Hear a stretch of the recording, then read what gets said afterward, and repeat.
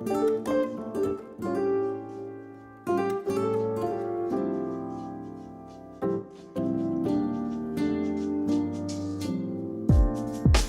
casually keep diving into concrete, so bittersweet, huh? Keep losing sleep while driving in the backseat. What's left of me? Drowning in what feels just like an ocean. Negativity is getting closer. Hard to keep the heat when it gets colder, you know. Sometimes everything just gets hard. Sometimes everything just gets harder. Feeling like I'm missing some parts. Days just keep on getting much darker. Even when I'm down in the low, I remember what you were saying.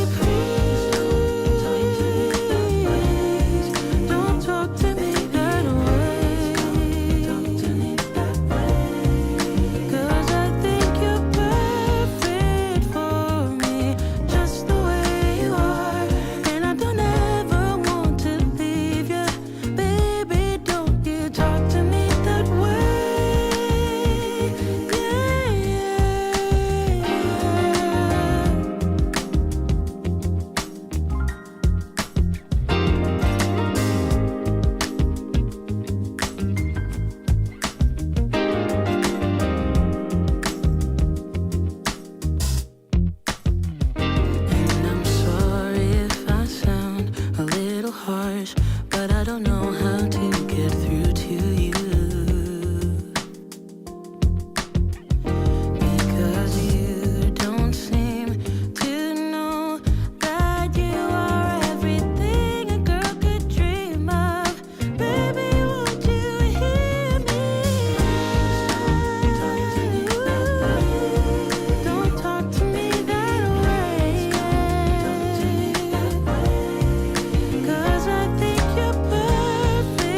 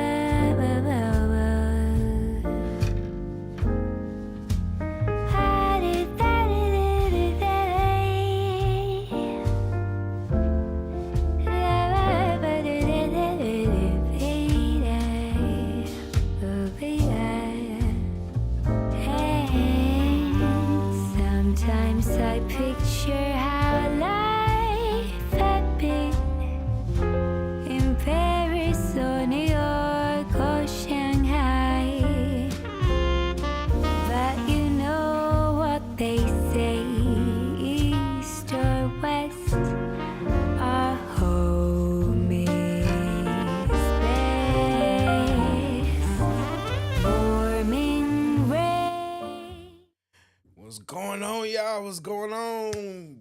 I'm J Red Unfiltered, and we back with another show about to get it turned up because we about to go into the Lions Den. I'm not gonna lie with you because as you can see by the title, this is not something that should be taken lightly, and I just want y'all to know that I'm putting myself on the line for you guys. But you know, this is what I signed up for, so this is what we gonna do.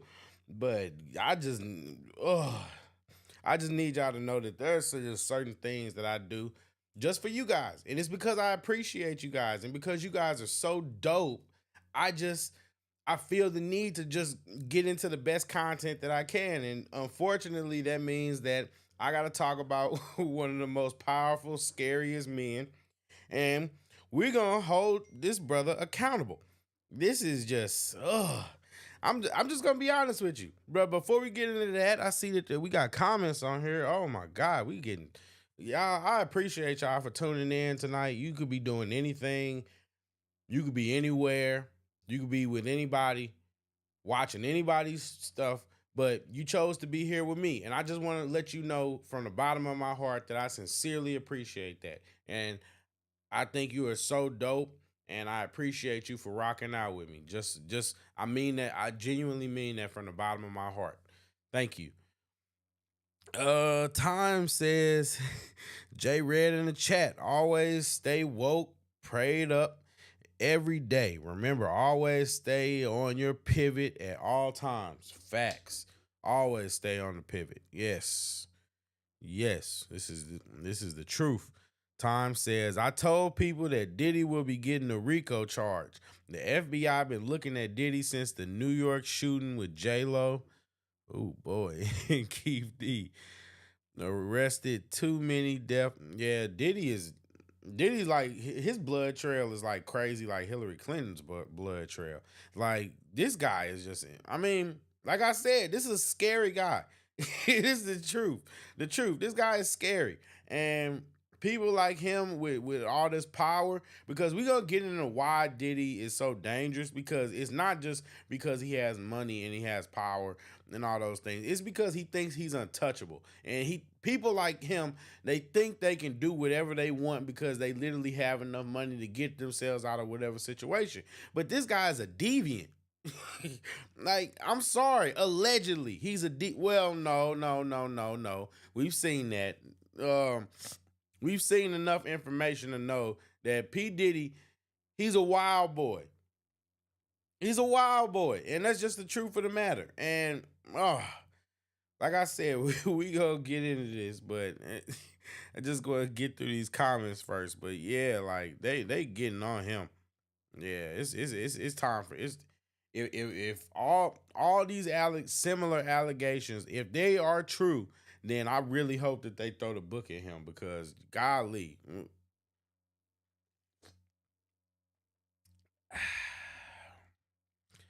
Time says, this my favorite type of music, Red. Check out Finn Grover, Back to You, in October, London, and Kirk Wallen. And the album is called Babyface Songbook. Bet, I'll definitely check that out. And I appreciate you rocking out with the playlist. So yeah, I definitely appreciate that. I like that music too. A lot. Salute. Time says that grown folk music. Shout out to you, Tom. Thanks, Time. Thanks for showing love. I appreciate you for real. And guys, I think the moment is here. So what we're gonna do is we're going to look at these allegations, and different from what I normally do, we're actually gonna look at the real court documents, and we're gonna go through this.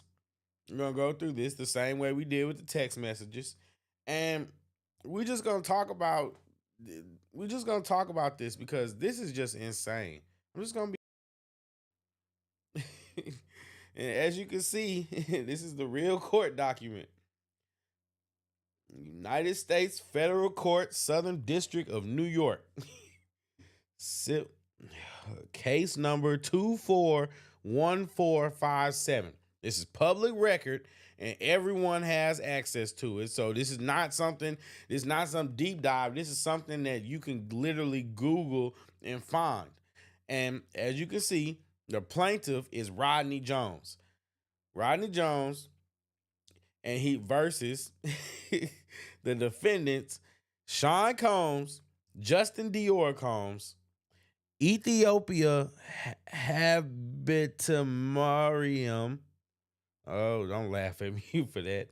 Um, Lucian Charles Grange. I am butchering these guys' names. Chalice Records, Chalice Recording Studios, Love Records, Motown Records, Universal Music Group, Combs Global Enterprises, John and Jane Doe's 1 through 10, and ABC Corporations 1 through 10. Wow. It's a lot of people. And the first thing that we see here, guys, we see a trigger warning. There's a trigger warning already. And yeah, let's just get into it, because if you know anything about what this guy is accusing him of, just it's something that the only thing I can do is just sip my coffee. Let's get into it, guys. Trigger warning.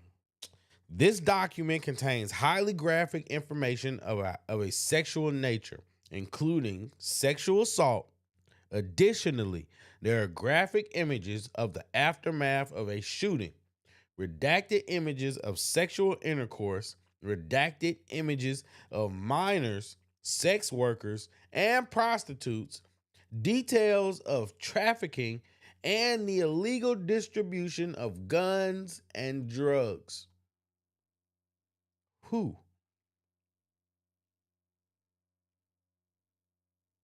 Who? Trigger warning. Hmm. Interesting. Guys, hit the like button because we about to get into this. Go ahead and drop the like button and hit the like button, because this is just, I'm doing this for you guys. This is my psyche I'm putting on the line. The like button is free. So I really appreciate it if you hit the like button. So, uh plaintiff Rodney Lil Rod Jones, Mr. Jones, hereby alleges, as for his complaint against defendant Sean Combs, defendant Justin Dior Combs, defendant Lucian Charles, all the defendants that were named above. Basically, the jurisdiction and venue, the court has personal jurisdiction over the defendants, and under and consistent with the constitutional requirements of due process and the defendant. This is just yeah. Mm. Let's see. From September 22 to the date of this filing, defendants have consistently and purposely availed themselves of the privilege of conducting activities within New York, thus invoking the benefits and protection of New York law. In return for these benefits and protections, defendants must submit to the burdens of litigation in New York. Litigation arises from or relates to the torturous activities defendants visited upon. This, like, guys, I'm sorry, this is just the boring part, but we got to get through this in order to get through the juicy stuff. Let's skip that. Let's go down to the parties. Plaintiff Rodney Jones is an American artist and music producer. Mr. Jones resides in the state of New York and California. Okay. Defendant Sean Combs is a rapper and record executive, popularly known by his stage name stage names Puff Daddy, Puffy, P Diddy, Diddy, Brother Love, or Love. What kind of weirdo just names himself Love? I mean, this guy's a little bit. Yeah, do y'all remember the clip of P Diddy when he was asking Fabulous to party with him, and Fabulous was looking uncomfortable? I might find that later on. Just remind me. But yeah, this guy calls himself Love. Man, that's crazy to me. Um Mr. Combs came to fame in the early 1990s with his record label Bad Boy Records. He rose to prominence in the music and entertainment industry over the decades and is regularly referred to as a hip hop mogul. Mr. Combs resides at 200. No, I'm not reading his address. Okay. And the defendant. So, okay, guys. So, I'm pretty sure you guys don't want me to just read through this. But I just want to take a look at that. Diddy looking kind of rough these days, don't you think?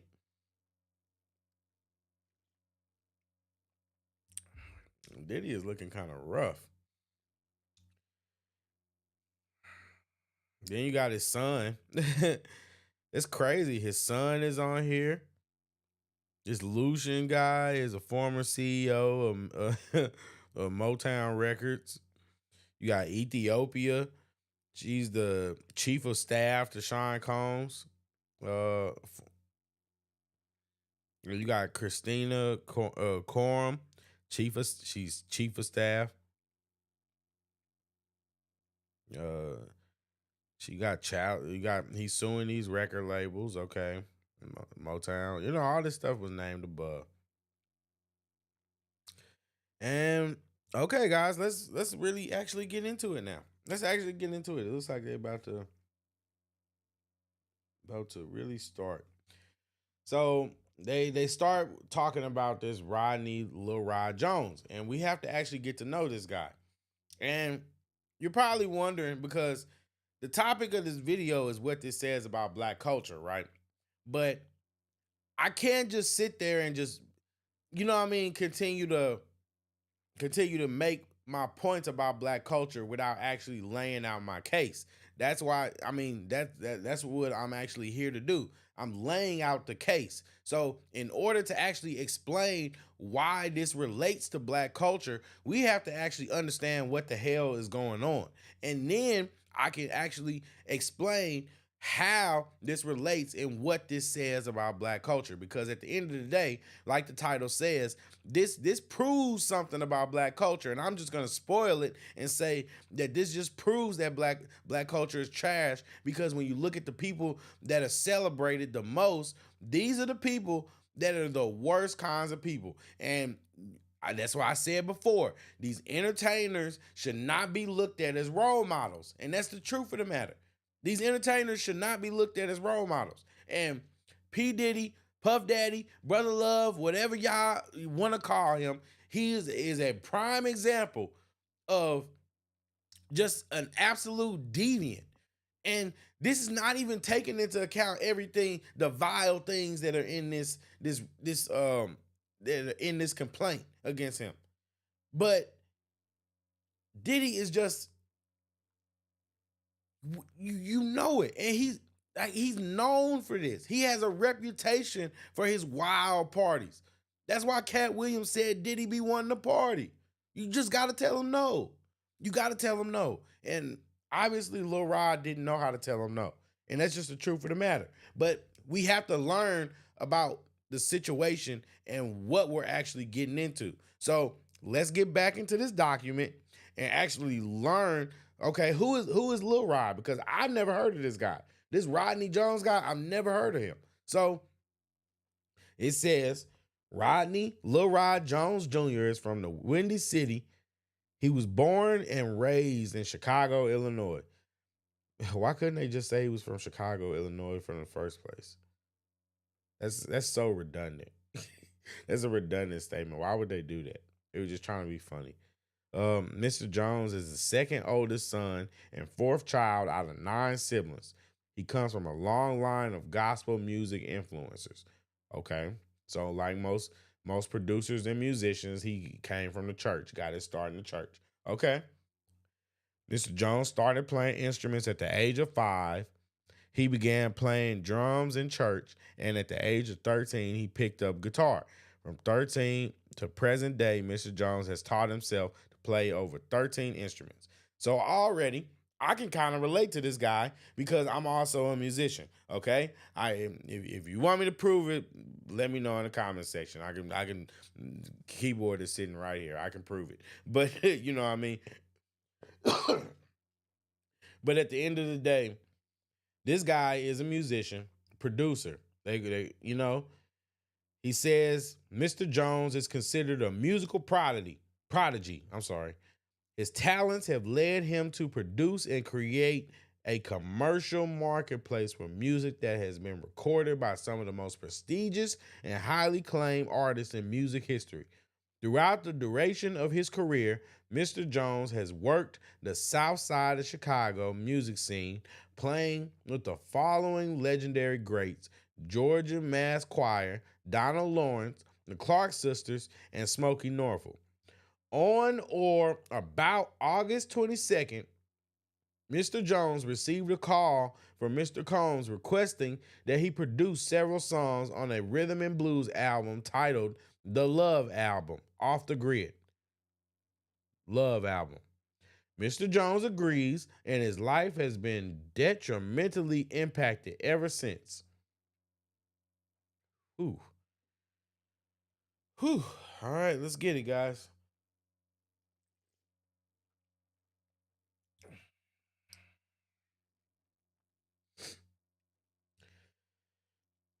Summary of events says, from September 22nd to November 2023, Mr. Jones produced 9 songs on Mr. Combs' Love album. Mr. Jones lived with Mr. Combs for months at a time, spending holidays, birthdays, and missing major family events. Mr. Jones resided at Mr. Combs' residence located in Los Angeles, California, New York City, and Miami, Florida. Mr. Jones also spent several weeks on a yacht rented by Mr. Combs in the U.S. Virgin Islands. Throughout his time with Mr. Combs, Mr. Jones witnessed, experienced, and endured many things that went far beyond his role as a producer on the Love album.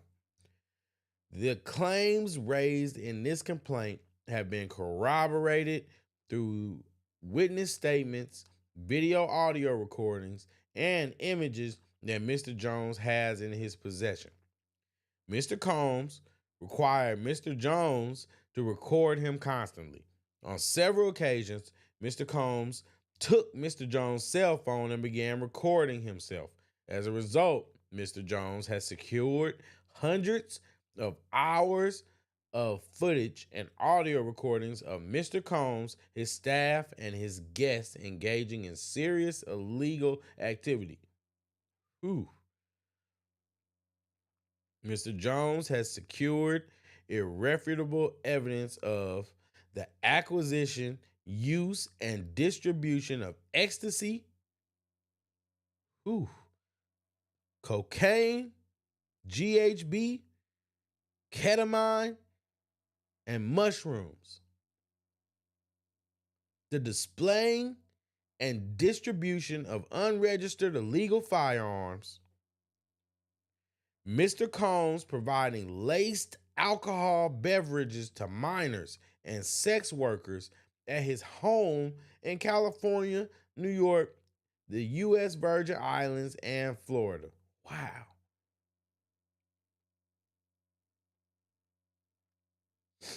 Wow.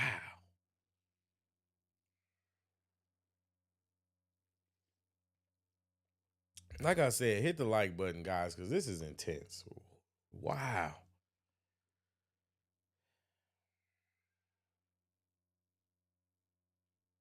Lacing the whores' drinks. Giving alcoholic beverages to minors. Wow. Mr. Combs' chief of staff, Christina Karam, KK, instructed her staff to retrieve drugs so she can provide it to Mr. Combs for his consumption. Christian Combs drugging and sexually assaulting a woman. Mr. Combs, wow. Mr. Combs detailing how he planned to leverage his relationship with Bishop T.D. Jakes to soften the impact on his public image, basically from Cassie's lawsuit. Young Miami's cousin and or assistant sexually assaulting Mr. Jones. Actor Cuba Gooding Jr. sexually harassing and assaulting Mr. Jones.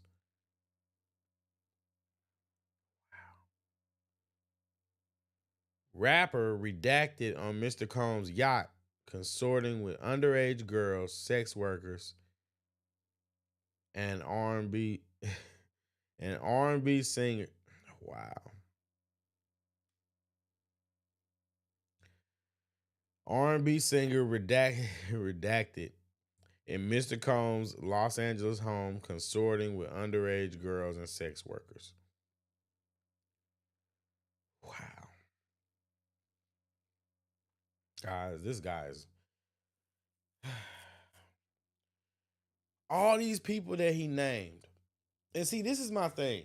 Because there are a lot of people that like to defend some of the people that have been named in this. Like specifically people like T.D. Jakes and all that kind of stuff. And I'm going to be honest with you.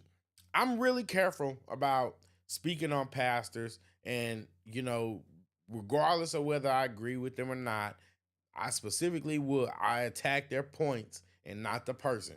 Okay? But when you look at this, and all these people catching strays, all these people just getting named out of the blue for no reason. There obviously has to be some kind of reason. If all these people are saying the same story, where are they getting it from? Are they all being fed the same? And I'm not saying that that's impossible. I'm not saying that that's impossible. I'm just saying that we actually have to look at and think about what we're actually looking at. Do you think all those people are lying?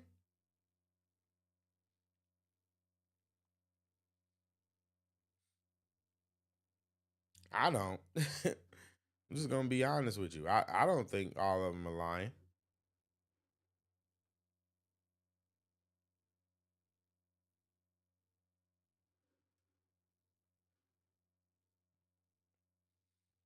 I don't think all of them are lying.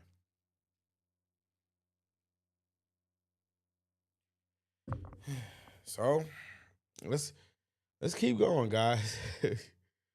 Let's keep going. So the Chalice Recording Studio shooting.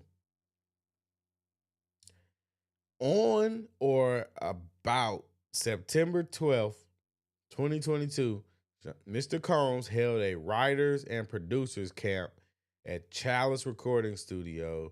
I mean, I'm probably pronouncing that wrong, but present at this camp were Mr. Combs, his son Justin Combs, and Justin's friend named G. Mr. G is a 30-year-old tall African-American male. In addition to these individuals, other musicians were present at the camp. This writer has spoken to several musicians who attended the camp.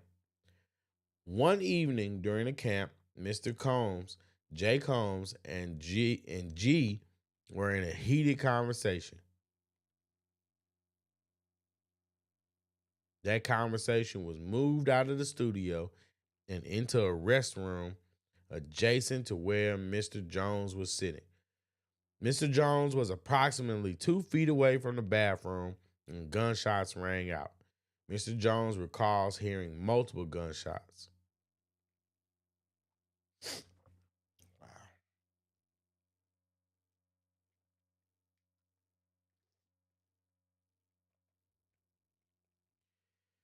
Mr. Jones immediately went into a state of shock, fearing that he would be shot next.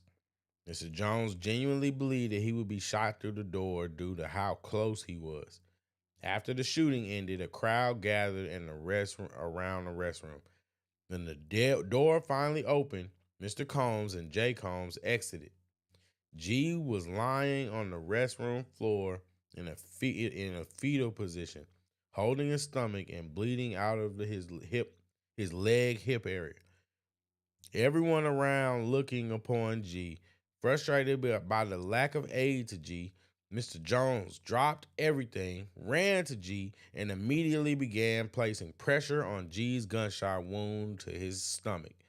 As he was applying pressure on his stomach, Mr. Jones realized that G was gushing blood from another area near his leg hip. He decided to lift G and placed him to sit on the toilet. Mr. Jones asked the crowd to call the ambulance. Mr. Jones lifted G and brought him to the ambulance at the studio's front. At the time, Mr. Combs and Justin disappeared to another part of the studio. Mr. Combs gave strict instructions to inform the police that he had nothing to do with the shooting.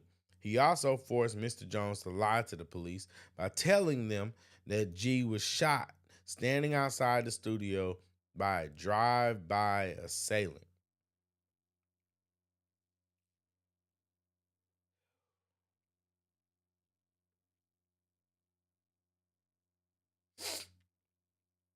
Here you see, he posted the article, guys.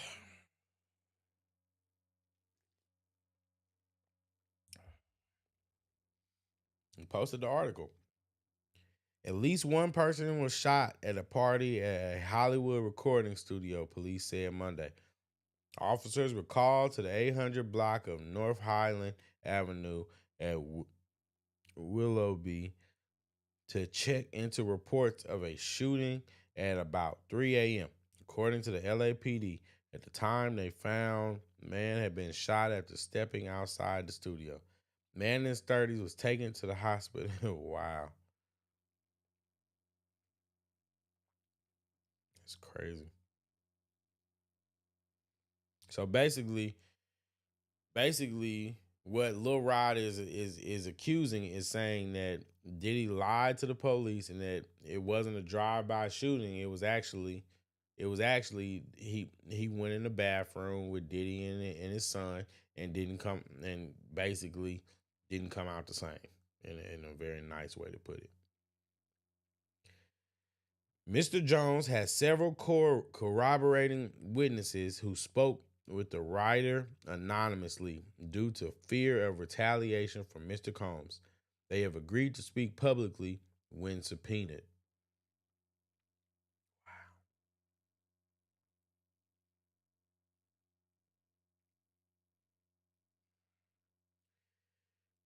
Mr. Jones has the clothing that he wore that day and believes it may still have the stains and DNA of G's blood.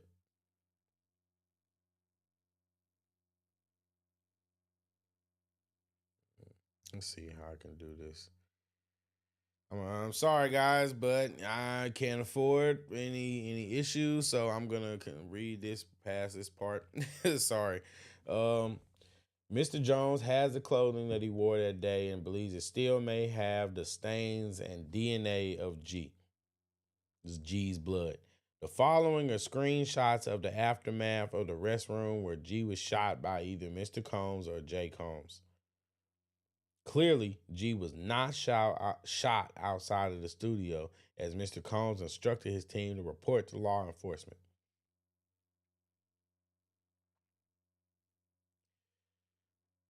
Okay, we can bring it back up now.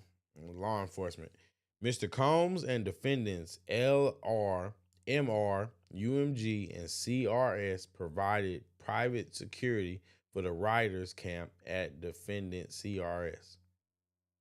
The security was porous and lackluster at best. The fact that either Mr. Combs and Jay Combs were allowed to enter CRS with guns and those, that's Chalice Recording Studios, the guns were not confiscated by security is a clear breach of duty by Mr. Combs' defendants, LR, MR, and UMG to protect Mr. Jones and the other attendees of this writers' camp. As a result of this shooting, Mr. Jones is severely traumatized. Mr. Jones now suffers from PTSD, severe anxiety, depression, and insomnia. That's not a fun thing to deal with, just so you know. It's not a fun thing to deal with at all. This is intense, guys.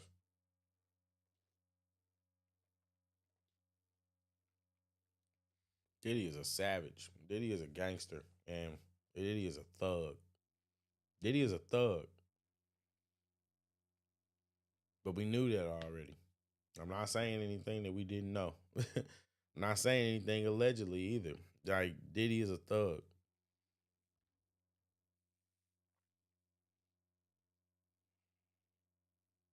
Ooh. Ooh. Oh, buddy. Mr. Jones was sexually harassed and assaulted by Mr. Combs. Throughout his time living with Mr. Combs, Mr. Jones was the victim of constant, unsolicited, and unauthorized groping and touching of his anus by Mr. Combs. Wow. Wow. Wow, Rodney, you were letting him play with your butthole? Jesus. These events took place in LA, New York, and Florida, and the United States Virgin Islands.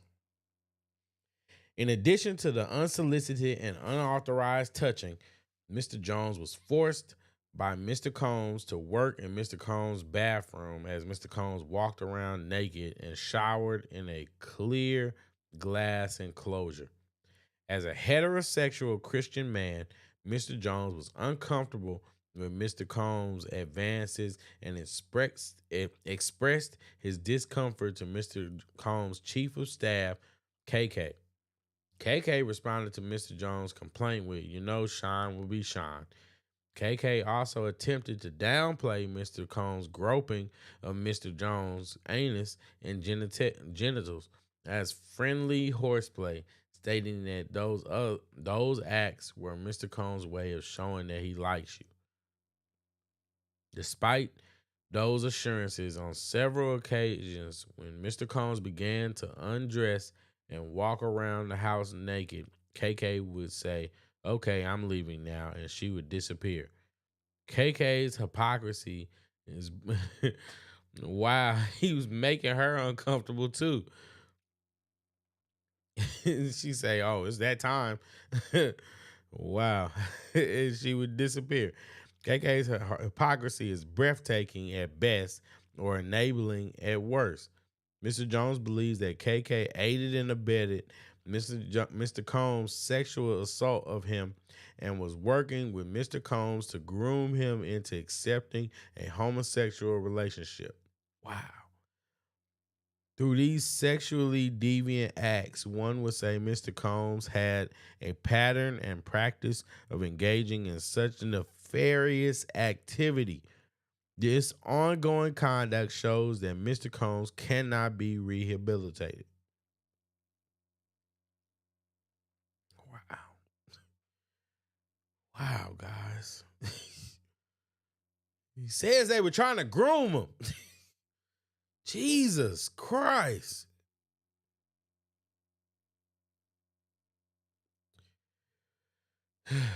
Mr. Combs attempted to groom Mr. Jones into engaging in homosexual relations.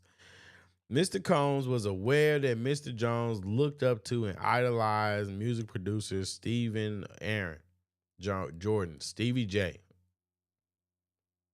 Interesting. Stevie J is an American DJ, record producer, and television personality. Stevie J was part of the Bad Boy Records production team, The Hitmen. In 1997, Stevie J won a Grammy Award for his work on Puff Daddy's debut album. Throughout the late 1990s, Stevie J produced several articles, including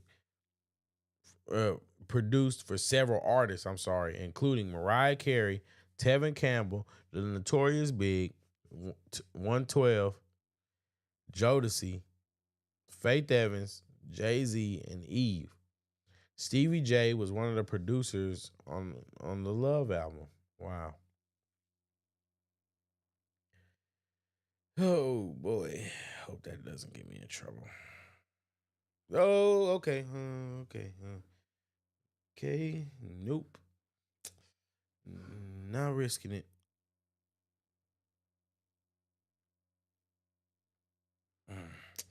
Okay, guys. So yeah, this is OC. What? Wow. Jesus Christ.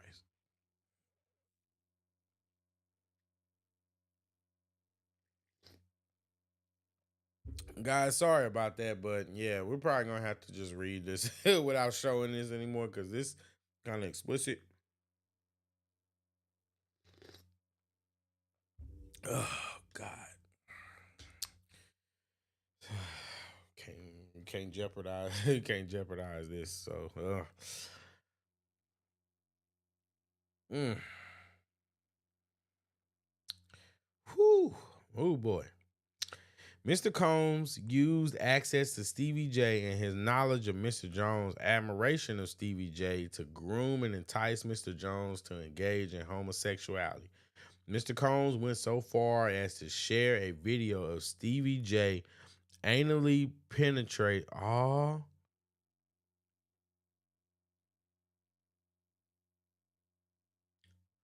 All.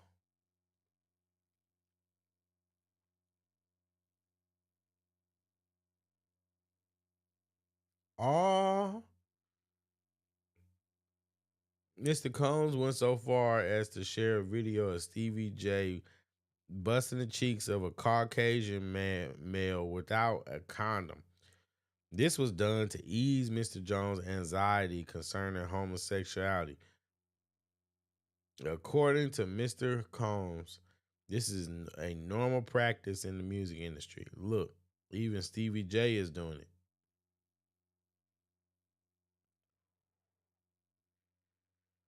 Wow. Whew. Mr. Combs informed Mr. Jones that he had engaged in sexual intercourse with rapper Redacted, R&B singer Redacted, and Stevie J. Mr. Combs promised to make sure that Mr. Jones wins Producer of the Year at the Grammys if he engaged in homosexuality.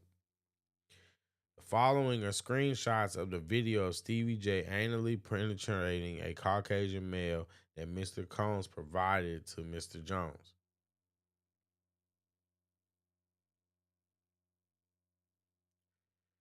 Wow.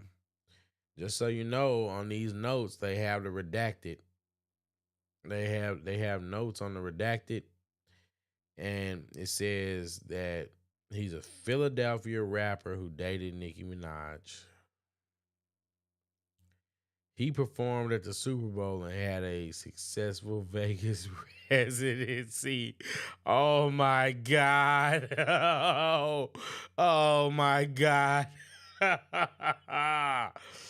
Oh, this writer is in possession of the video and will provide a copy to the court. Oh,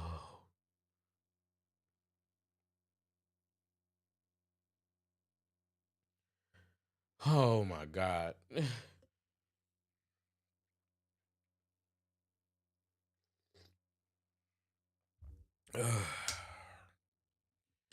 Oh my God. Oh God. Jesus.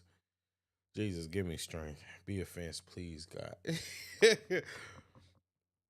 Philadelphia rapper that dated Nicki Minaj. Who do you think that is? What singer do you know that just performed at the Super Bowl and had a Vegas residency? Oh my God. This is OC.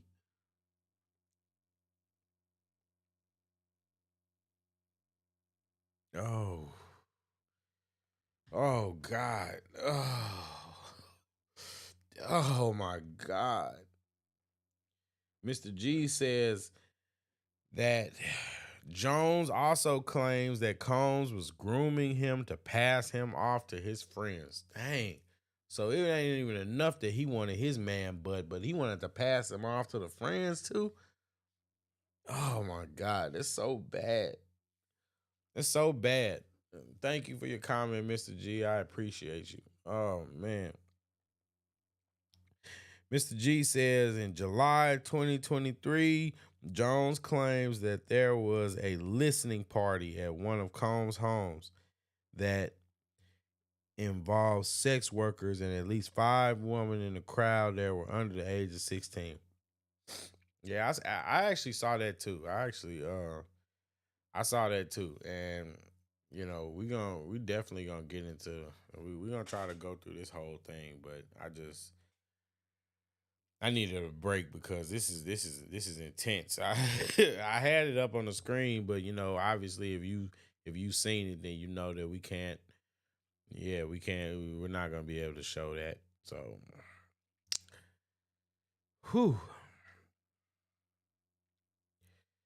Thanksgiving 2022, Mr. Jones is.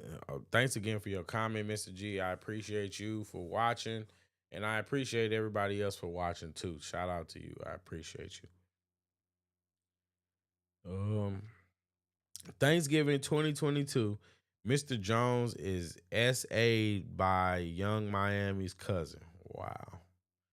On Thanksgiving Day, Mr. Jones was in Mr. Combs' house located in Miami, Florida. Young Miami and her female cousins were also present. Mr. Combs was intoxicated and offered cocaine to Mr. Jones. He said you want to try some of that cocaine. Mr. Jones rejected him and proceeded to walk to the restroom, you know, because he's a Christian. You know, he's a Christian. He's a Christian guy. While using the restroom, Young Miami's cousin burst into the bathroom and began groping Mr. Jones. Mr. Jones believes that Mr. Combs sent her in there to SA Mr. Jones. As she entered the bathroom, she dropped to her knees, began performing fellatio on Mr. Jones' exposed Johnson. Mr. Jones pushed her away and exited the bathroom. Oh, thank you for the like. I appreciate it. Oh, God. Golly. Mr. Jones pushed her away and exited the bathroom. Young Miami's cousin did not accept Mr. Jones' rejection. As she proceeded to follow Mr. Jones out of the bathroom, she started undressing and attempted to straddle him and have sex with him in the presence of Mr. Combs and his staff. Wow. Once again, Mr. Jones pushed her off. The following are image from a video of Young Miami, her cousin, Mr. Jones, and Mr. Combs. Mr. Jones and Mr. Combs on Thanksgiving Day, right before Mr. Combs invites Mr. Jones into the restroom and attempted to force him to take cocaine. He said, "You're going to take this cocaine. You're going to take this coke."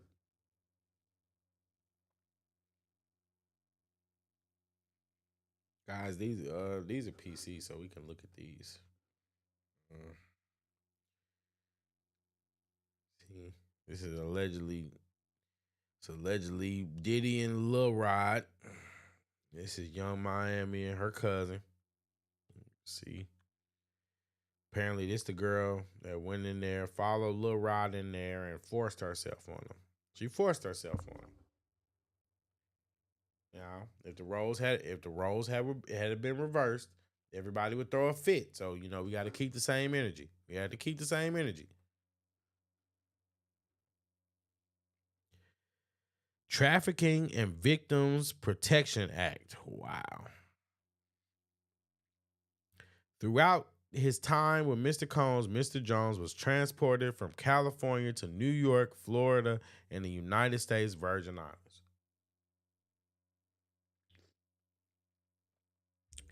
During this time, Mr. Jones was forced to solicit sex workers and performed sex acts to the pleasure of Mr. Combs.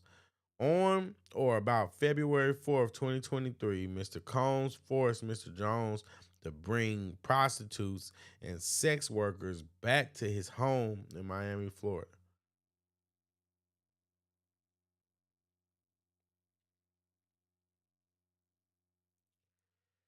Whew.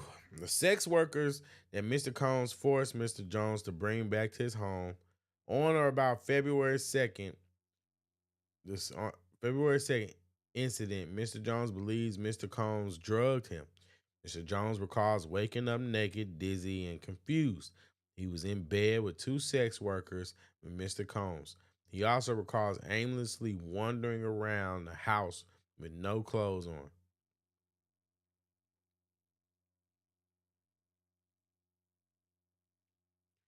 On another occasion, Miami, Florida, on Thanksgiving night of 2022, Mr. Combs asked Mr. Jones and DeForest Taylor to enter the studio bathroom. He asked them for a $100 bill because he wanted them to do cocaine with him.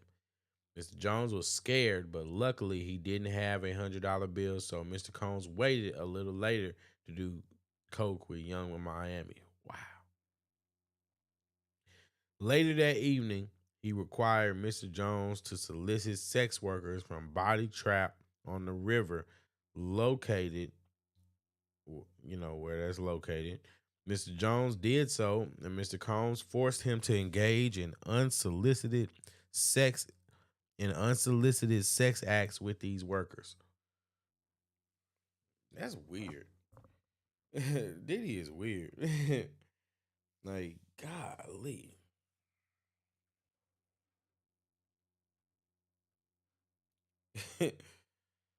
Whew, oh boy. As part of Mr. Jones' sex worker recruitment tools, Mr. Combs provided Mr. Jones with an exclusive bad boy baseball cap, required him to wear it to booby trap on the river as a signal to any sex workers he approached that Mr. Combs was in town, and he had sent Mr. Jones to recruit them. Mr. Jones had no desire to visit booby trap on the river. Mr. Jones had no desire to solicit sex workers from booby trap on the river. Mr. Combs used his power and influence to intimidate and force Mr. Jones into soliciting sex workers from booby trap on the river. That is a crazy name. As detailed below, Mr. Combs used many tactics to maintain the dominion and control of Mr. Jones. Apparently, these sex workers were accustomed to servicing Mr. Combs and would know that he is in town by the sight of the bad boys baseball cap. The following are Instagram profiles of two of the sex workers that Combs required Mr. Jones to solicit and have sex with at his home in Miami, Florida. Mr. Jones had no desire to solicit or have sex with the...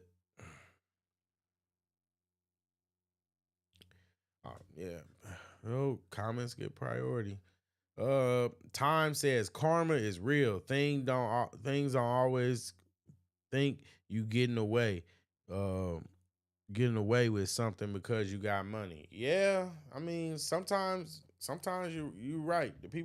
A lot of people think that they can get away with stuff because they have money, and at the end of the day, it's sad. It's sad because they really think that. But karma is real. Karma is real.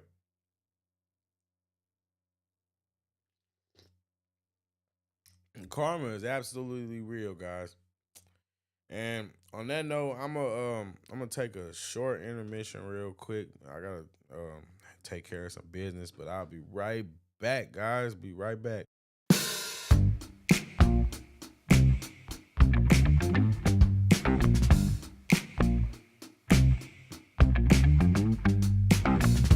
I know that I just met you, but you look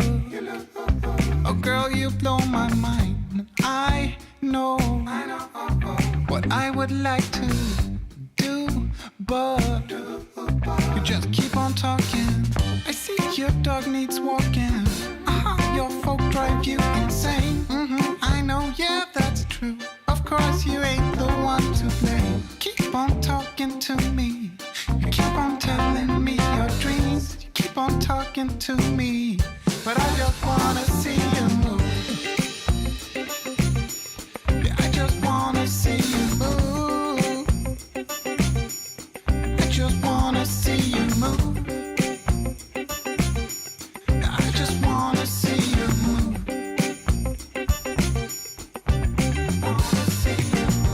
Sure, I like to listen. It's not like I don't wanna know. It's just that you've been talking to me 3 nights in a row. I think it's time to let go. Forget the past, just lose control. Cause life's too short for yapping. Come on and dance, come give me soul. You keep on talking to me. You keep on talking to me. You keep on talking. You keep on talking to me. You keep on telling me your dreams. You keep on talking, but I just wanna see you move. I just wanna see you move. I just wanna see you move.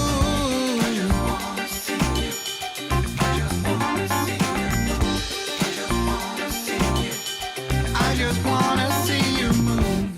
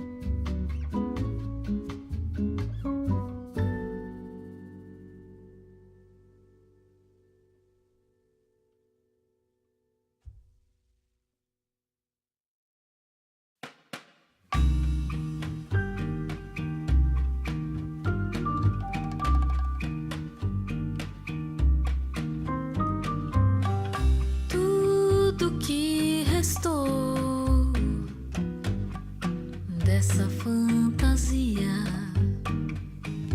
foi sentimento e a fotografia, tudo que ficou foi uma poesia e o eterno amor dessa alma vazia, com tantos passos para não cair. Não há mais nada do que desistir.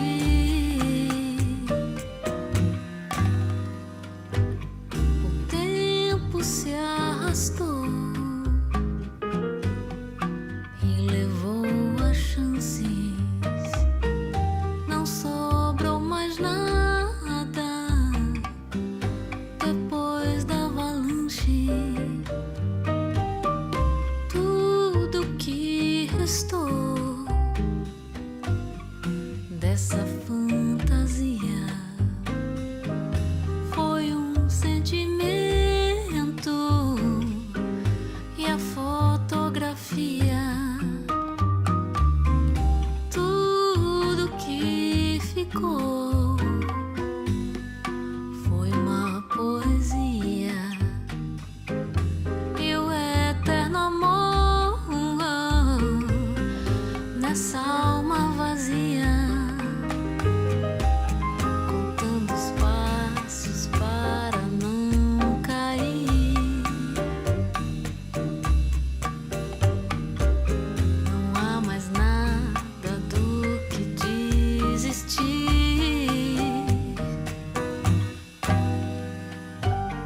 O tempo se arrastou e levou as chances. Não sobrou mais nada depois da avalanche. Não sobrou mais nada depois da avalanche. Não sobrou mais nada depois da avalanche.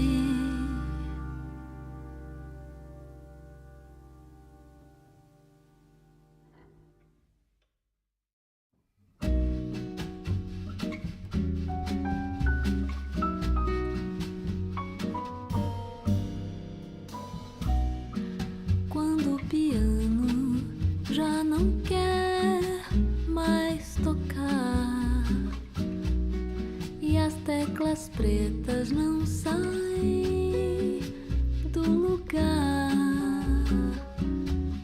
quando o corno inglês ter que ir pro xadrez porque não tem mais onde ficar. Quando o prelúdio nem começar e a semibreve cansar de respira, quando o trombone não quiser assoprar e os dedos da harpa não vão dedilhar, quando todo mundo cantar a capela porque a orquestra vai parar.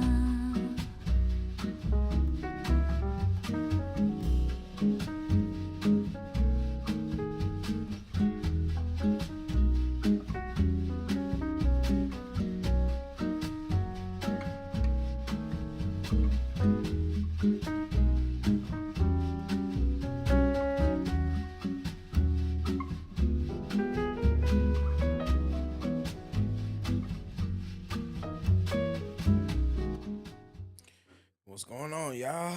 Let's go ahead and get back to it. We were basically having a conversation and going through basically this document, this case filed against P Diddy. And the reason why we're going through this is because I have a point that I want to prove about black culture, and specifically the people that black culture celebrates and the people that are considered the upper echelon of black culture. But in order to really make that point, I have to go through this this lengthy case and really get people to understand just how bad these people are, and just how just just nasty and disgusting these people are, in order to really drive this point home. Because that's at the end of the day, that's what we're here to talk about. We're here to talk about Diddy being just a sick bastard. And that's just, excuse my French, but it's just the truth of the matter. Diddy is sick. He's sick.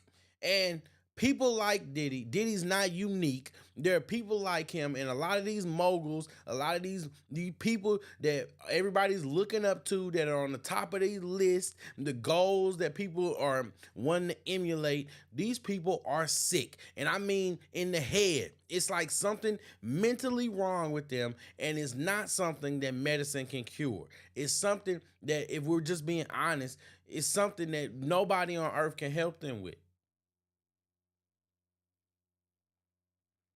This is disgusting. This is disgusting. I'm gonna bring this back up, and hopefully it's nothing too explicit, so we can keep really looking at this and diving in. Because yes, as you can see, this is the real case. This is the real case file. You can Google this and look it up on your own. You know what I mean? And actually see what this guy is actually saying. So it says Mr. Jones had no desire to solicit or have sex with the individuals in the previous paragraph.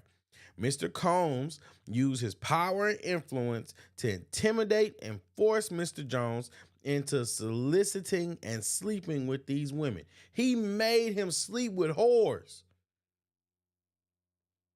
With bloody whores. He made them sleep with bloody whores.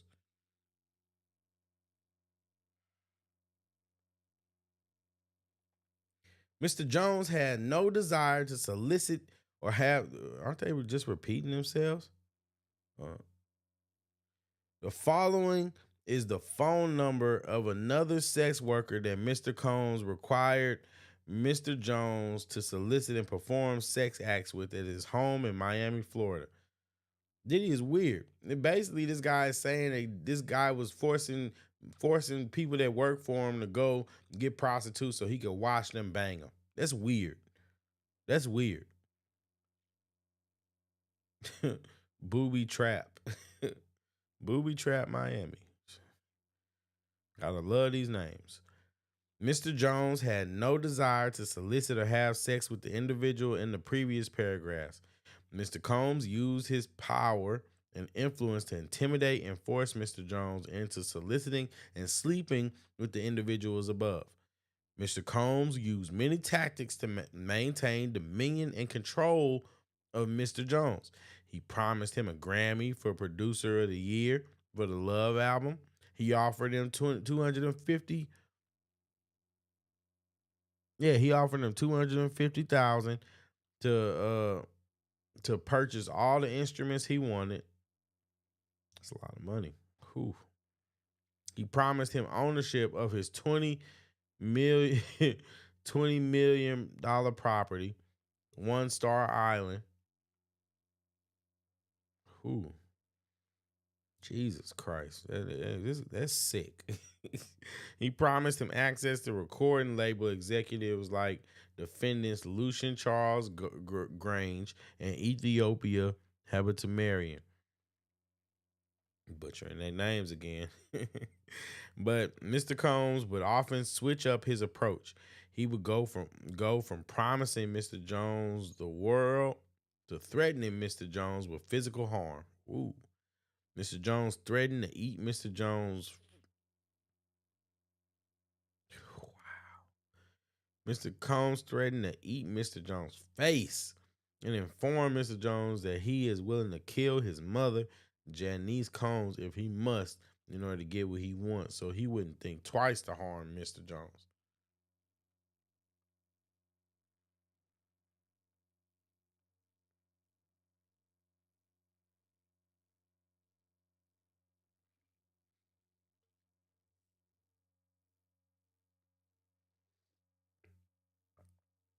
That was disturbing.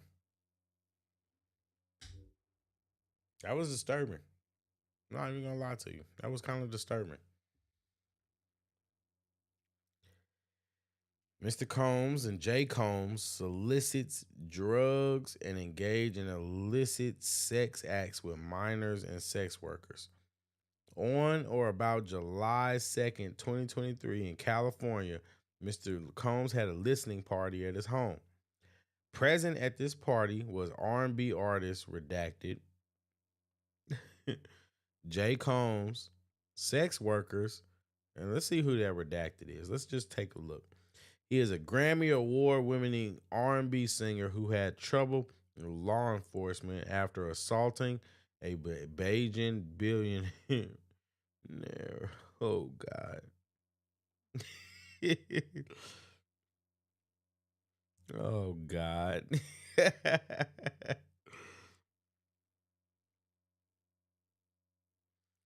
Oh, man. Guys, guys, write in the comment section who you think he's talking about. I'm not even going to say it. Right, let me know in the comment section who this Beijing billionaire that was assaulted by an R&B singer. Wow. The event began at 7 p.m.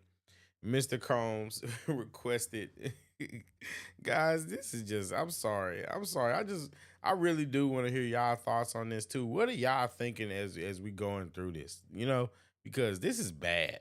This is like, a lot of this is just really insane. This is just really insane. And, you know, I'm gonna pose a question. do you think do you think Diddy did it? Let me know. Do you think Diddy did it?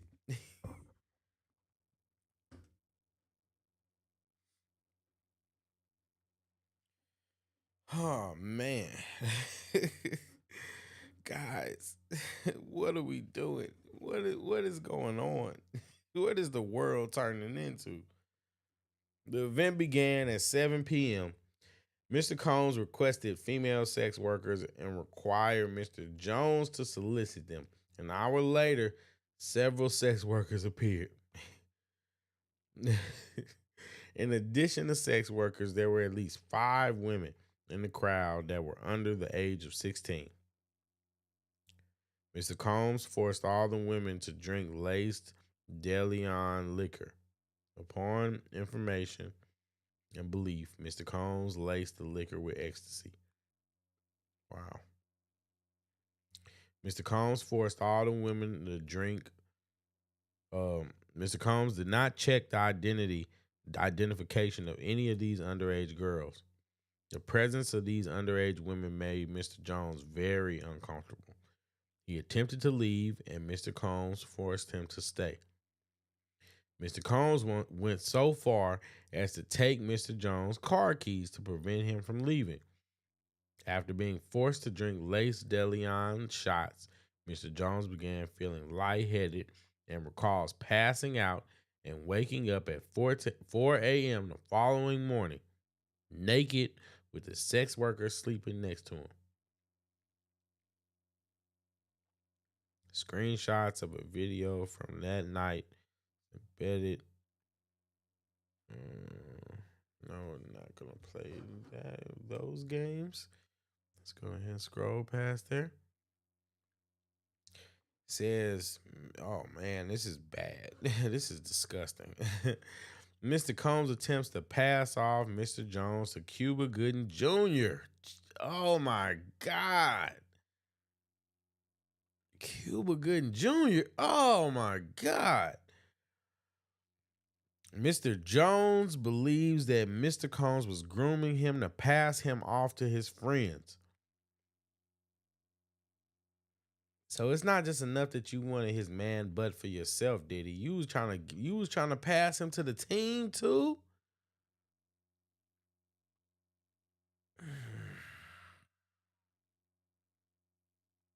It's disgusting. Ugh. That's nasty. Not even gonna lie to y'all. That's sick. Sick. Ugh. Ugh. Ugh. Ugh. Ugh. Basically, up above, he got some pictures of Justin Combs with some underage women. We're not gonna play that.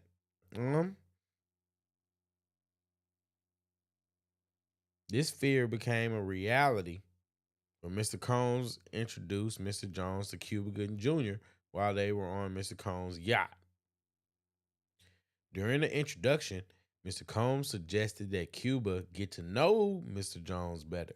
He then left him alone in a makeshift studio on the yacht. As you can see, here's a picture.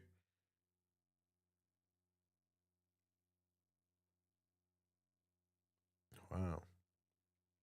Does that look like Cuba Gooding Jr.?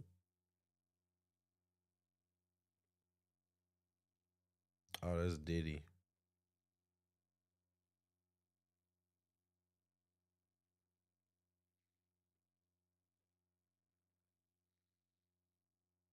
Does that look like Cuba Gooding Jr. to you guys?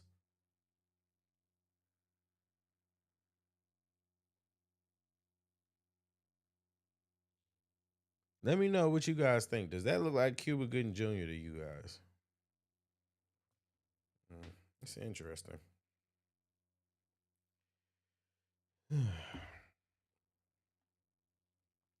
As evidenced, as as evidenced by a video of which screenshots are embedded below, Cuba Gooding Jr. began touching, groping, and fondling Mr. Jones' legs, his upper inner thighs near his groin, the smaller.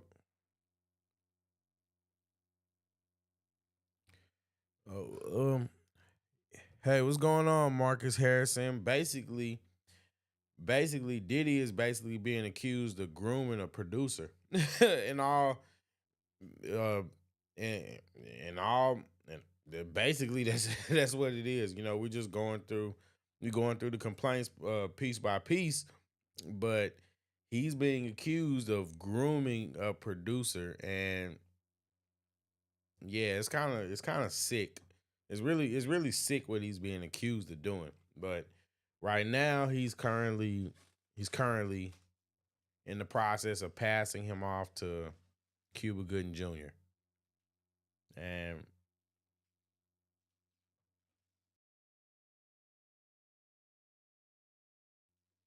yeah, it's really gross. I'm gonna be honest with you guys. Hold on for a second.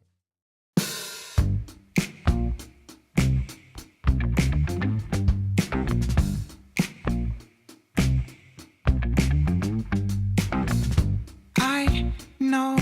My bad, guys. Struggle streaming. Sorry about that. Sorry about that. Got some technical difficulties. Sorry about that. So back to this. So Diddy has basically just left Cuba Gooding Jr. and Mr. Jones alone, and now to get to know each other better. So now Cuba Gooding Jr. is groping him, touching on him, and all that kind of stuff, and this is just crazy. Mr. Jones was extremely uncomfortable and proceeded to lean away from Mr. Gooding Jr. He rejected his advancements, and Mr. Gooding Jr. did not stop until Mr. Jones forcefully pushed him away. The following is a screenshot of the encounter with Cuba Gooding Jr.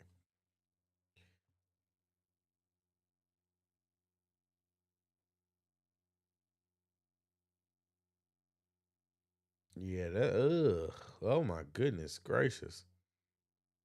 That looks more like him.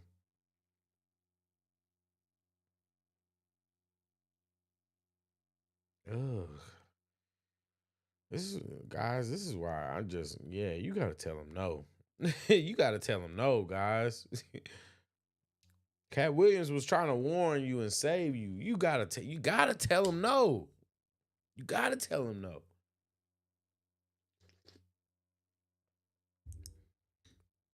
I couldn't imagine being in this position. It's just ugh. The Love album. Throughout his times with Mr. Combs, Mr. Jones, just it's just disgusting. I'm sorry, guys. Look at that. Look at him. It's disgusting. Disgusting. Ugh. Throughout his time with Mr. Combs, Mr. Jones was under an implied work for hire agreement. He was not compensated for his time living with Mr. Combs or for the songs he produced. As evidence, he was listed as a producer for the following songs on the Love album's final release: Deliver Me, Stay Part 1, Reaching, What's Love, Stay a While, Moments, Need Somebody, Homecoming, and Tough Love. Mr. Combs and defendant LR, MR, and UGM all benefited from Mr. Jones' work product. They failed to compensate Mr. Jones for his work. Wow, you went through all that and didn't even get paid. That's crazy. As a result, Mr. Combs and defendants were all unjustly enriched at the expense of Mr. Jones. Mr. Jones attempted to work with Mr. Combs to secure his publishing and royalty rights for the work he completed on the Love album. Mr. Combs only offered Mr. Jones $29,000 for 13 months, thousands of hours of work, 9 songs that made it to the Love album. Wow. Ironically, Mr. Jones was willing to take $50,000. His publishing and wow, that's crazy. Mr. Jones' self-serving greed would not allow him to pay Mr. Jones an additional $21,000. That's crazy. Mr. Combs' deceptive business practices became so bad that Mr. Jones was left with no choice other than to make a public plea on social media for Mr. Combs to pay him for his work. After publicly requesting that Mr. Combs do the right thing and pay him fairly, Mr. Jones received an onslaught of threatening messages from Stevie J and Love Records A&R DeForest Taylor.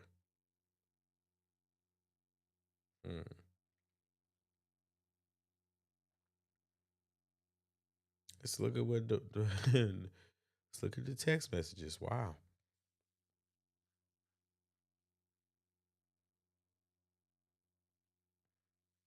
He says, "You playing? I'm in the studio. Saturday, February 3rd, 3:38 p.m. There's a voice recording, I assume. There's a voice recording. And he says, LOL, you're 100% liar and weirdo. Good luck. Number still the same. Run into, nigga. Oh, run into, N-word. Come talk to me in public on a public podcast and forum."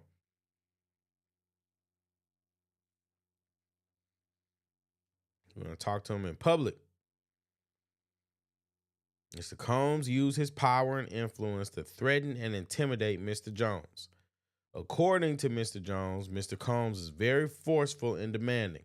Mr. Combs did not take no for an answer and would often threaten to inflict bodily harm on Mr. Jones if Mr. Jones did not comply with his demands. As detailed above, Mr. Combs threatened to eat Mr. Jones' face. Note at the bottom says, as the A&R of Love Records, DeForest Taylor did not require Mr. Jones or any other creatives, musicians, or artist to sign an NDA. Mm.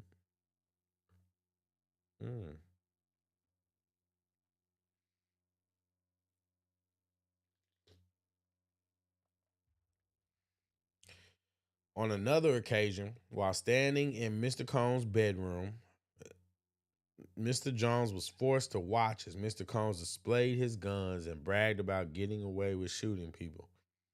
Mr. Combs shared that he was responsible for the shooting in the nightclub in New York City with rapper Shine.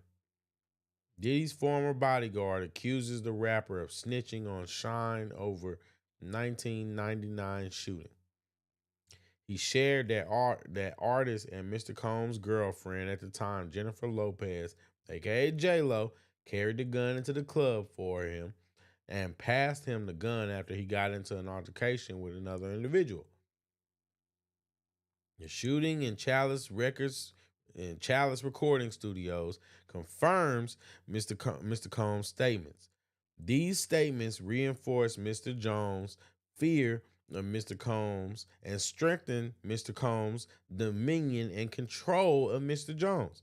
Mr. Jones was terrified of Mr. Combs. He felt like he could not tell him no. But you gotta tell him no. You gotta tell him no. You gotta tell him no.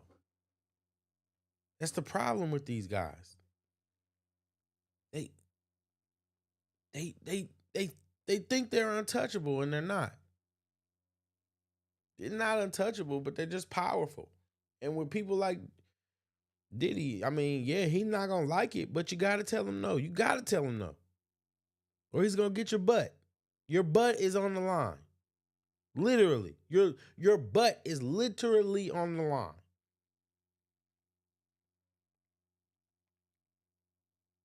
Whew. Mr. Combs consistently made it clear that he has immense power in the music industry and with law enforcement. Mr. Combs made it clear that his head of security, Fahim Muhammad, aka Mr. Muhammad, had the power to make people and problems disappear. That's Fahim Muhammad. Wow. Mr. Combs instructs his staff to always contact Mr. Muhammad if they are ever pulled over by the police in Miami or California. Upon information and belief, Mr. Muhammad spoke with the LAPD after G was shot at CRS.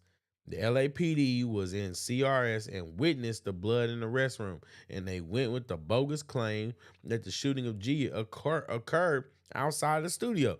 This was all thanks to Mr. Muhammad's connections within law enforcement. Mr. Jones had no reason to disbelieve Mr. Combs as he had seen firsthand through the shooting of G and subsequent silence of the LAPD and the media that Mr. Combs indeed had the power to harm him. The LAPD spent hours in CRS after the shooting of G. Yet, there were no arrests. Mr. Jones witnessed the LAPD in the restroom pictured above, yet no arrests were made. The morning after the shooting, Mr. Jones and several others arrived at CRS and G's blood was still on the floor of the restroom. And Mr. Combs hired a cleaning crew to cover it up.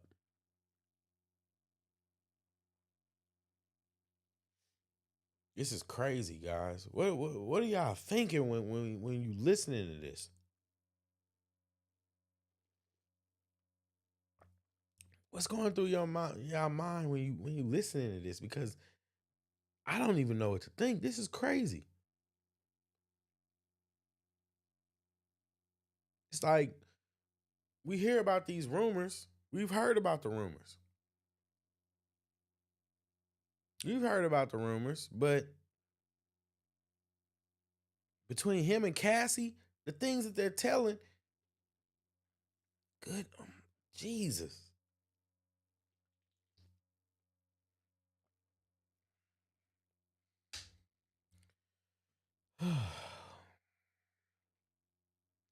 Defendants Ethiopia, what a name. And Lucian Charles Grinch, Motown Records, Love Records, and Universal Music Group aided and abetted and profited off of Sean Combs. Basically, they all profited off of P Diddy's Rico Enterprise. Wow, what a big statement. Not necessarily false, in my opinion. Mr. Jones recalls seeing defendant Grange visiting Mr. Combs' home in Miami, Florida, and Los Angeles, California. According to Mr. Jones, whenever defendant Grange visited Mr. Combs at his home, it would be in the evening, and he and Mr. Combs would disappear for hours in Mr. Combs' bedroom. Ugh, that's disgusting. Defendant Grange sponsored and attended several Love album listening parties at Mr. Combs' home in Los Angeles, California. These parties were sponsored by defendant MR, LR, and UMG. As evidenced above, these parties had sex workers and underage girls present. During these parties, defendant Grange knew or should have known that Mr. Combs was drugging the attendees through lace bottles of DeLeon tequila and Ciroc vodka. Wow. DeLeon. That's probably how it's pronounced. Sorry, guys. I'm butchering it. It is no secret that Mr. Combs has specific bottles of alcohol designated for females and other bottles designated for himself, his artists, and for his staff, his artists, and himself. The fact was detailed by former artists and bodyguards of Mr. Combs. As a sponsor of these events, defendant Grange had a duty and obligation to ensure that sex workers and underage girls were not present and that Mr. Combs was not spiking the alcohol with date rape drugs. With date grape drugs. On YouTube channel, The Art of Dialogue, former bodyguard Gene Deal exposes Mr. Combs' pill mixing method used to spike cranberry juice and orange juice. According to Mr. Deal, Mr. Combs would place ecstasy and other date grape drugs in the juices. On YouTube, The Art of Dialogue, former artist Mark Curry exposed Mr. Combs spiking bottles of Moet champagne in the VIP section of nightclubs. Mr. Combs would have a set of Moet champagne bottles for his artists and a set for women.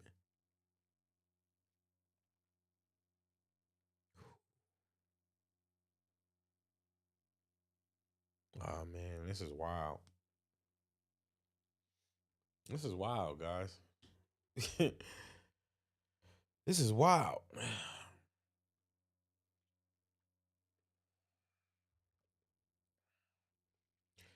This writer has spoken with several former employees of Mr. Combs who witnessed defendant Coram instruct her staff to lace champagne, DeLeon, and Ciroc liquor bottles with ecstasy and other illicit drugs. Mr. Jones recalls seeing defendant Ethiopia visiting Mr. Combs' home in Miami, Florida, and Los Angeles. According to Mr. Jones, whenever defendant Ethiopia visited Mr. Combs' home at his home, it would be in the evening. She and Mr. Combs would disappear for hours. Mr. Combs' bedroom. According to Mr. Jones, defendant Ethiopia visited Mr. Combs at defendant CRS during Mr. Combs' writing camp. Defendant Ethiopia sponsored and attended several Love Island parties. These parties were sponsored by defendant. Evidence above, these parties had sex workers and underage girls. During the parties, defendant That's funny that they played that they had that there. um, those pictures. During these parties, defendant Ethiopia knew or should have known that Mr. Combs was drugging the attendees and through lace bottles of the long tequila and Ciroc. The sponsor of these events, defendant Ethiopia had a duty and obligation to ensure that sex workers and underage girls were not present. Mr. Colton spiking them with date grape drugs. According to Mr. Jones, this is a little redundant. According to Mr. Jones, during the 13 months he lived and traveled with Mr. Combs, he witnessed Mr. Combs display and distribute guns from his bedroom closet in Miami, Florida, Los Angeles, California. The questionable individual was dressed in all black. According to Mr. Jones, during the 13 months he lived and traveled with Mr. Combs, he witnessed the defendant Coram openly order her assistants to keep Mr. Combs high off gummies and pills. Defendant Coram required all employees from the butler, the chef, to the housekeepers to walk around with a pouch or fanny pack filled with cocaine, GHB, ecstasy, marijuana gummies, 100 to 200 milligrams each. Jesus. and Tucci, a pink drug that is a combination of ecstasy and cocaine. Woo. It is important to defending Coram to have Mr. Combs' drug of choice immediately ready when he asks for it. She ordered sex workers and prostitutes for Mr. Combs. She ordered and distributed ecstasy, cocaine, GHB, ketamine, marijuana, and mushrooms to Mr. Combs and his celebrity guests who were present on his rented yacht and in his homes in LA, New York, and Miami. On multiple occasions, defendant Coram forced Mr. Jones to carry Mr. Combs' drug pouch against his will.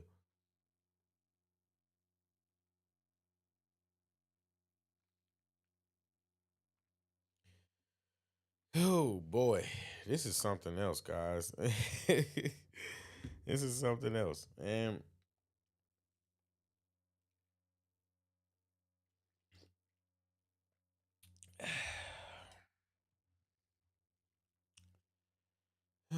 man.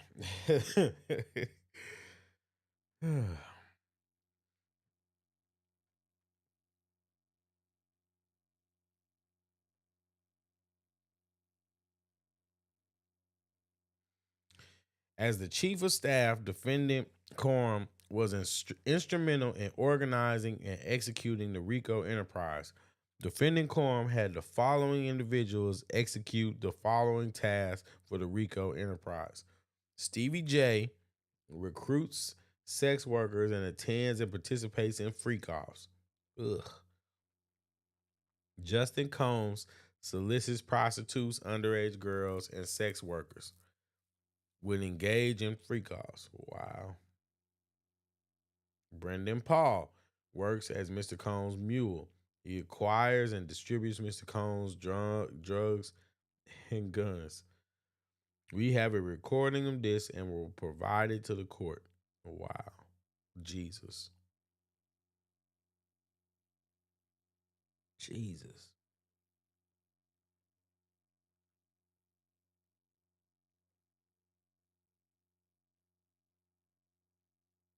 They have a recording of Coram openly order her assistants to keep Mr. Combs high off gummies and pills. They're saying they have a recording of that and will provide it to the court. They're also saying that they have a video of Mr. Combs, Stevie J, and Plaintiff Jones at a strip club. Mr. Combs is recording the video while coaching and training Plaintiff Jones how to recruit the sex workers. Wow.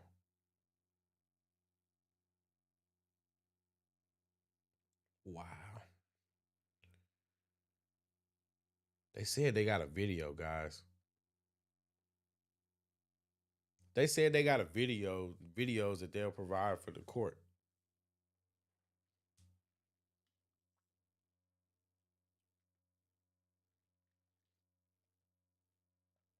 That's not good. That's not good, Puffy. Oh man. That's not good, Puffy. That's not good at all. Oh, Jesus Christ. Let's keep going. Frankie Santella works alongside who? He's got images of all these guys. Frankie Santella works alongside Brendan while Brendan acquires and distributes Mr. Mr. Combs' drugs and guns. Frankie carries the money and pays for the guns and drugs. You see Frankie Santella and Puffy. Moy Bond.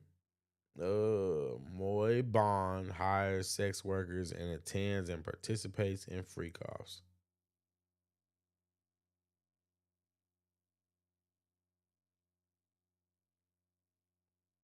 Guys, ooh, ooh boy. Vice President, let's see, 20. Frankie Santella basically is the vice president of music management and strategic partnerships. Vice president of music management and strategic partnerships, Combs Global. Wow, Yeah, he works for P Diddy.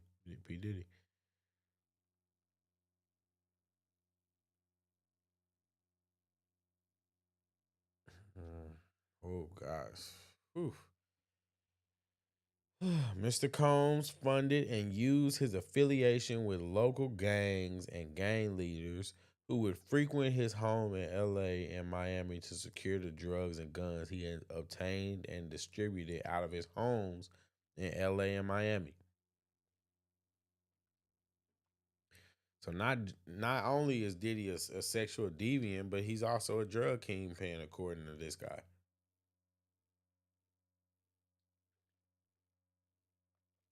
Damn, Diddy, you the plug too?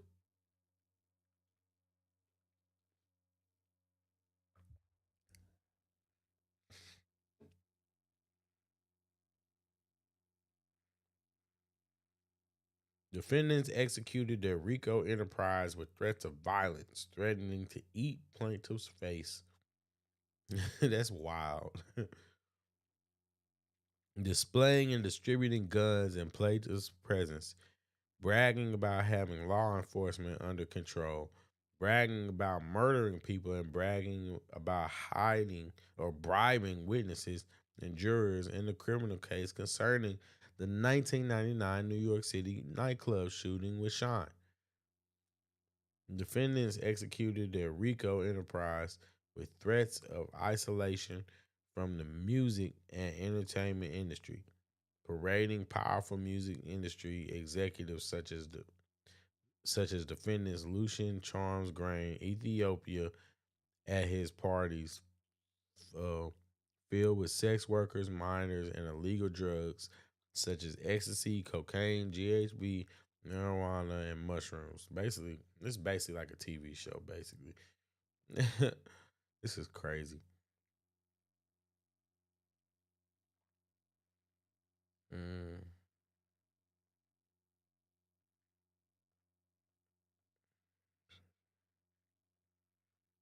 Ooh, buddy.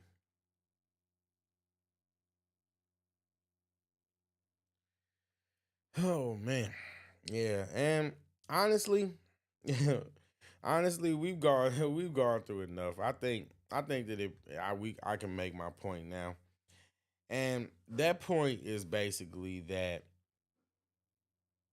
what we what, what we see with P Diddy, what we see with P Diddy is just it's a man who's going through the same thing that we saw with Harvey Weinstein and a lot of these other powerful men that they they just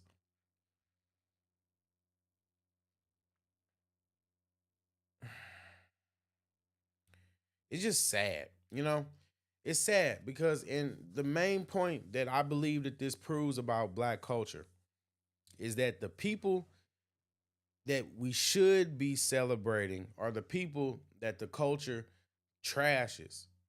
And when I say that, I mean I'm talking about the people like like hater or lover, people like Candace Owens. Candace Owens is a great example of someone that you should at least model your life in, as in, doing things that you're supposed to do. The Thomas Souls, the Ben Carsons, people like that. People that are just, I hate to say it, but they're like they embody the conservative values that really black culture needs to embrace if it has any hope of saving itself, right? But it's not just that we don't embrace the people that we should embrace, but it's that we celebrate and we respect and we champion the people, the people that we shouldn't embrace.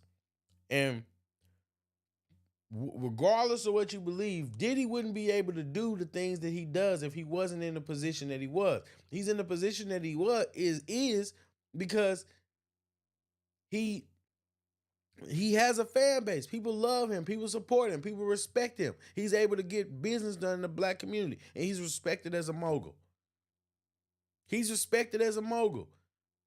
But he's a terrible person. And these people are terrible people. Think about all the people that are named in this list. We don't know whether this is 100% true, and that's what you do. That's what you go to court for. You go to court so that you can determine whether something is true. And if this guy's lying, it'll come out. But I don't think that this guy's lying. I don't think he's lying. I absolutely think he's telling 100% the truth. And because, think about it.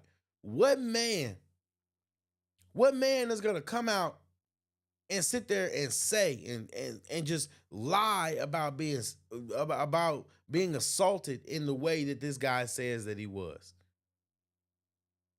What guy is going to lie about that? He probably had to put his ego aside. Probably had to go to therapy. But Diddy's gonna keep getting away with it because this culture is so busy trying to support trash.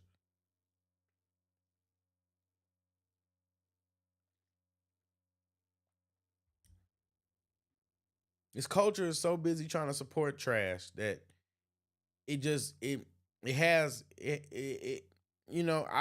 don't see any hope. Because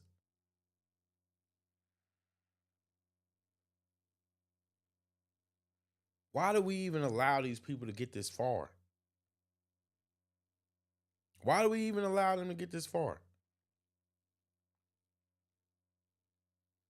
And I'm gonna be honest. I definitely have more thoughts on this, but I'm not gonna give it to y'all all at one time. I know I teased, but the truth of the matter is I want to open this conversation up and have this conversation with more than just me. I would love to hear you guys' thoughts while I'm still on and hear what you guys think about this. Because, we've gone through a lot of the document. We was like more than halfway through. But it's getting kind of redundant, And, I just, like I said, I'd love to know what you guys think. I'd love to know how you guys feel about this. Do you think Diddy needs to be in jail? I think Diddy needs to be in jail. But I also am going to come back and do another stream. And we're going to have guests. And we're going to talk about how much of a piece of trash Diddy is. And if people, like, where do we go from here? Where do we go from here? Because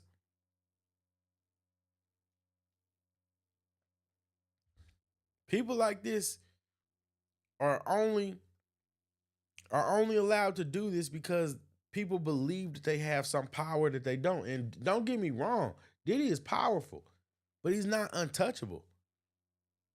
And why is our culture so trash? And see, this is I don't want to spoil my points, but why is our culture so trash that the only people that we actually can look up to, or that the only people that represent something that people can aspire to, are entertainers and athletes?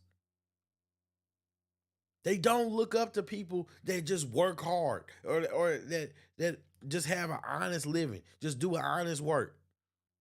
They don't look up to those kind of people.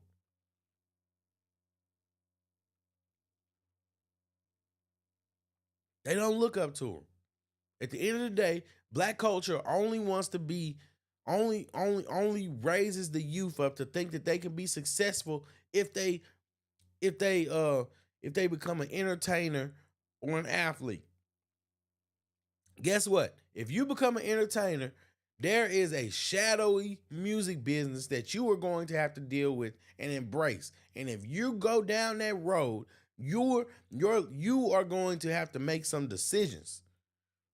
You're going to have to make some decisions. And some of those decisions are not going to be decisions where everything turns out good.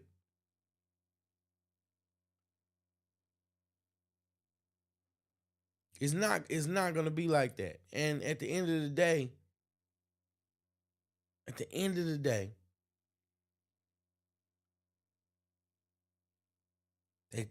so many people have told you. And this guy is supposed to be a Christian guy. He's a Christian producer. Not a Christian producer. I'm saying he's a Christian who's a producer. You know what I mean? But he's had in a position where he's had to compromise his values, put the things that he believes in on the side, on the whole. And people are always put in this position. You'll always be put in this position. And the truth of the matter is, that's what they mean when they say you gotta tell them no. You gotta stand for something.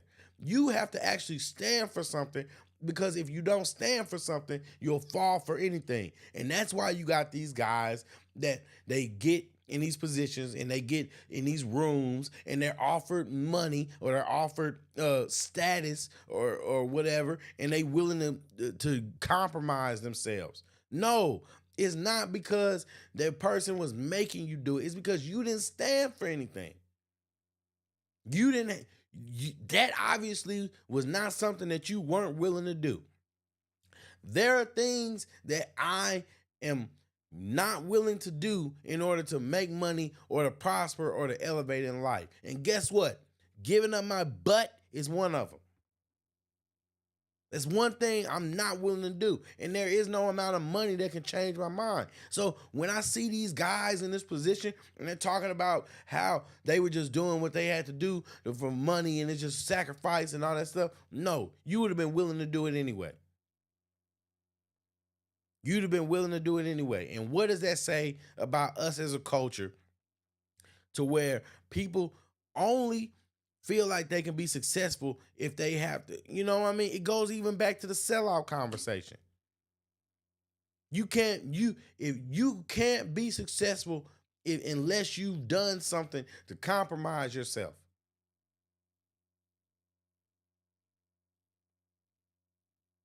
How does that make sense? How does being in that situation not make the culture that embraces that mentality trash? White man don't got nothing to do with that. White man didn't do that to you.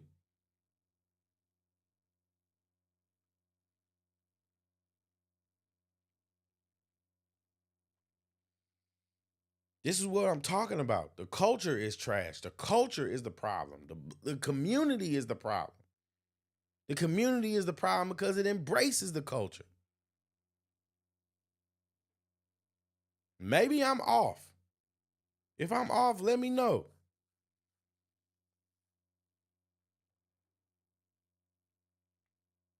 But this is just another example of why the idolatry in the black community has led it to become the way it is now, because they believe that these people are the example, the bar.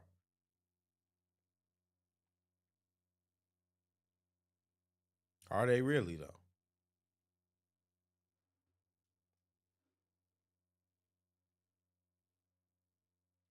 Are they really the bar?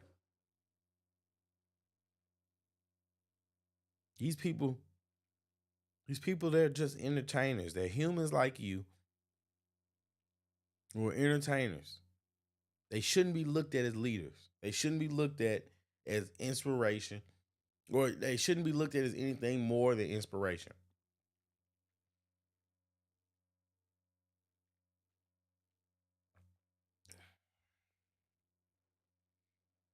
It's just sad. It's sad. But like I said, I mean, I want to hear from you guys too. Let me know what you think in the comment section, and I'm not gonna belabor the point. I uh, just thought I'd get on here and share my thoughts about this because at the end of the day, Diddy be wanting to party, and you got to tell him no. And when this is what happens when you don't tell him no.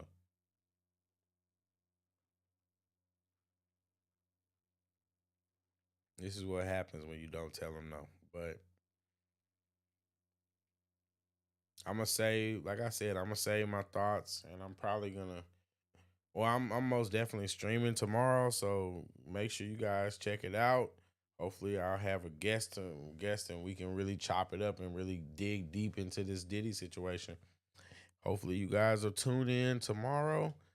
Hope you guys have a great night, and I'm J Red Unfiltered. Thank you for watching. I appreciate you, and I'm signing out.